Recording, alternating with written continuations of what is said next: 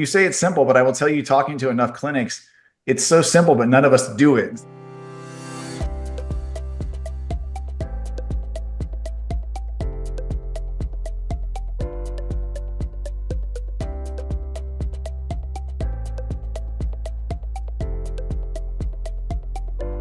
Hey guys, it is Justin here. I'm with the OBL Marketing Blueprint, and I am here with Dr. Astani and Dr. Golzarian out of NorthStar in Minnesota with their amazing clinic manager, Andy. And today we're talking about qualifying patients for other procedures when they come in from social media marketing. So guys, my question to you would be, if someone came in for a GAE and you could ask them 4 questions to see if they're a candidate for another procedure, what would those 4 be? And we can kind of go back and forth. You don't have to have final ones, but what are the things that would really raise a flag for an MA who's rooming a patient to be like, hey, we should talk to them about PFE or whatever it is. So just what are your guys' thoughts on that? For PFE, I think it would be a simple question. Do you have heel pain?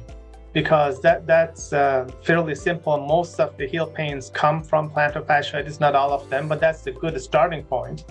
And if they do have heel pain, then it prompts further interrogation so that MA can pass it on to the physician to bring it up and discuss it with the patient. I'm laughing because you said it was simple. You say it's simple, but I will tell you, talking to enough clinics, it's so simple, but none of us do it. And so it's finding that balance of like, how do we build that, like take it a step further and go, okay, on our intake paperwork, we're going to ask, do you have heel pain? And then train our staff to alert that, because we all know that a mid-level may not always pay attention to that unless they're trained on it. Right, that is absolutely correct. And we have the same issue in our clinic, and we should do that more often. And then turning it around, if they come for other procedures and we want to see if they're going to be candidates for GAE, the question would be, do you have knee pain? That's also very simple. I'm going to talk about 2 other simple ones. One is varicose vein. And the simple question is, do you have varicose vein or spider veins? Because those are very much visible and patients know they have it or not. This is a simple question, yes or no answer. And moving on to fibroid may be a little bit more difficult. You can directly ask the patient if they have fibroids. And if they have, then that would be a good start. But if they don't, they may still be a candidate for it. So that would require further questions. What do you think, Dr. Golzarian, for fibroids? What would be for UFE?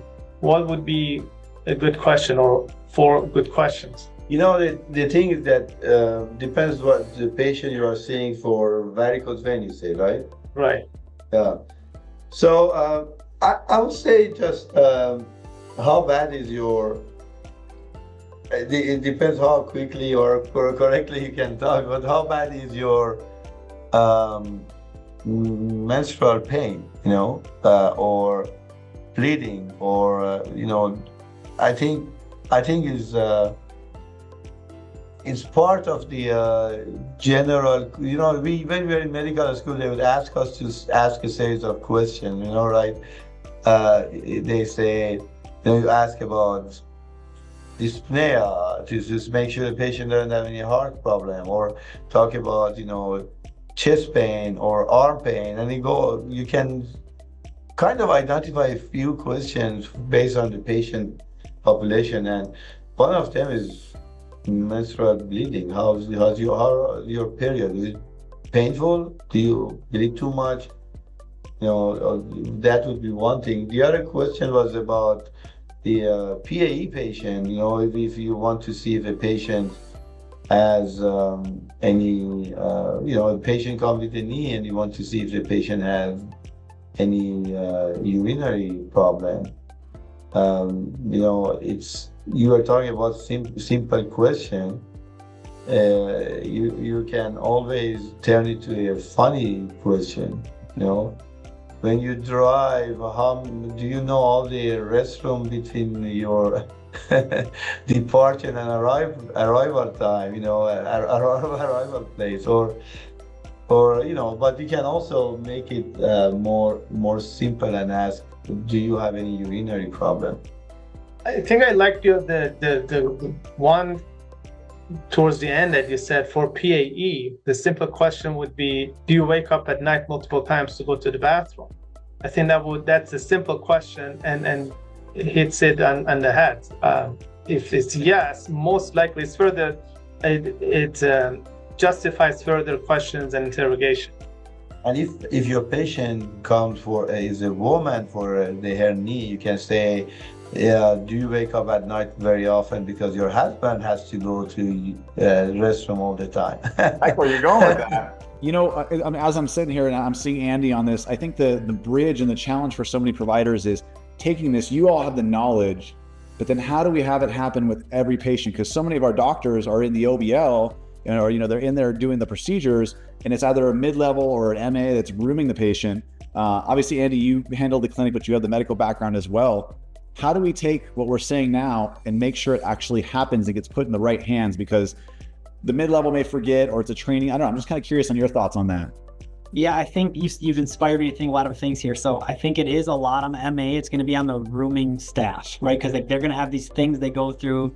And what Dr. G was saying is we learn as providers to go over a review of systems. Well, we could do a review of OBL systems, right? It can be like we can just say very specific things.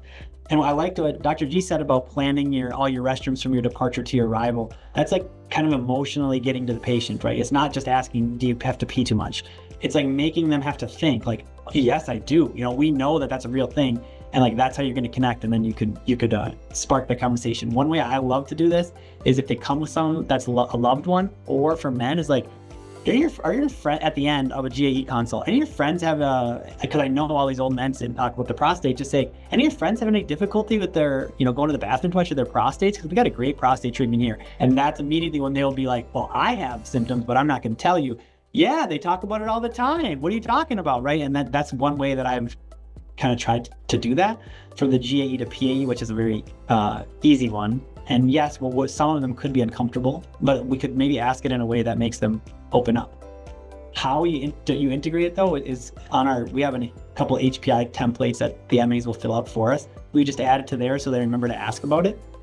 And then it would be training the providers to like look at the HPI and see if they mentioned, anything else at the bottom if they clicked on, prostate issue or knee pain when it was a different type of consult.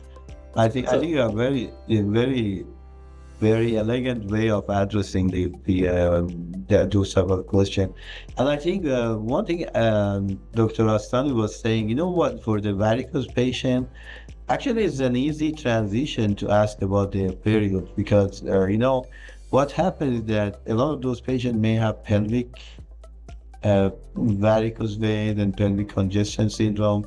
And so the next question was, do you have pelvic pain, by the way? Because there is a relationship between varicose vein in the leg and pelvic pain, and they say, well, yes or no, and then after that the question would be, how bad, if they say yes, that's easy. They say, okay, is that worse during the day, at the end of the day, and then by the way, is it affected by your period, and how bad are your period? So I think that's scientifically you can connect it, but I think the way Andy was talking about asking those questions was very elegant. How about asking when all these patients coming and they have to fill a form that takes a lot of time, by the way. Ask an extra question in that form. For any of you guys, because you just said something, I think the thing I see at so many clinics is everyone loves their forms because it's easy, it happens all the time.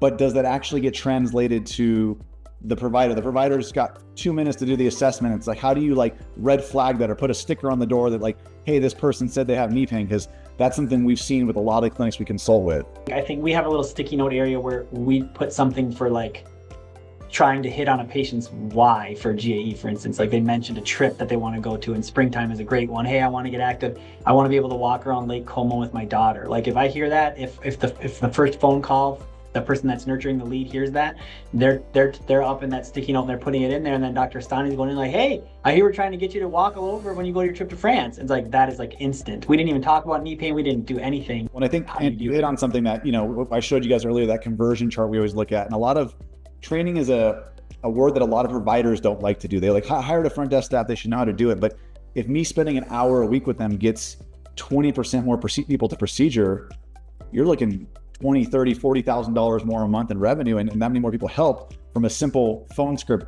practice or a conversation on rooming. It's not sexy, but I think that's something that you guys do really, really well that I think more clinics need to take advantage of.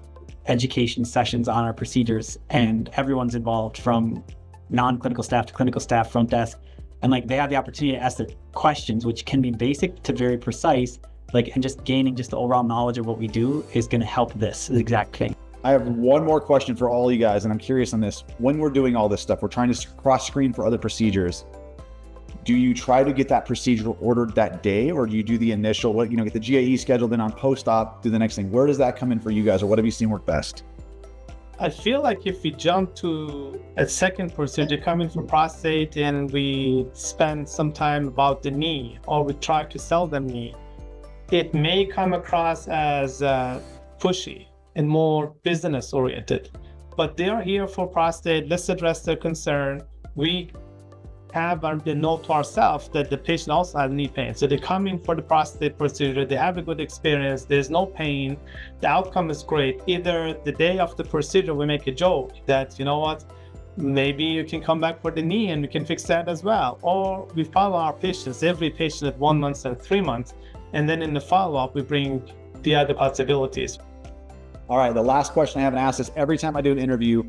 If you could go back to when you first opened your OBL, what's one thing you would tell yourself? Like, what's the one thing you would do different or you would add in right away? I have two things. I would hire an outreach, somebody who can just make people feel excited about what we do and are bought in, and they would start before we even opened.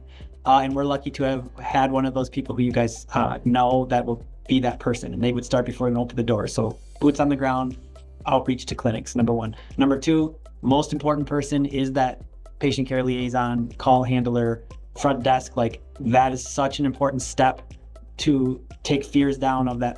Is this a scam? Is this a real place? I saw this ad on Facebook. That's kind of weird about medical care, to like make them feel like, oh yeah, they're bought into what, making me feel better, and really focusing on, getting me, they describe my journey with the practice and how I'm going to be better for things in my life that are real. Like, that's such an important step that I think all three of us at the beginning would have been like, yeah, like, our scheduler, any front desk receptionist or MA can do it. You've had a couple posts on that, Justin, on your LinkedIn. I'm like, that's not how it works. And I think that's what I would tell myself. One of the things that I would do differently is the negotiation with the payers. I would start much earlier, because no matter what you do, if you want to have a good contract, it's going to be at least 1 year of negotiation. Among all the other points, lawyers, accounting, contracts, staff, HR, types of service, types of equipment, all of those that are extremely important, revenue cycle management, I think those outreach and patient care liaison, call handling, basically the sales department, are extremely important right from the beginning, and some of it even before you start. Well, guys, I told you we had a hard stop, so I don't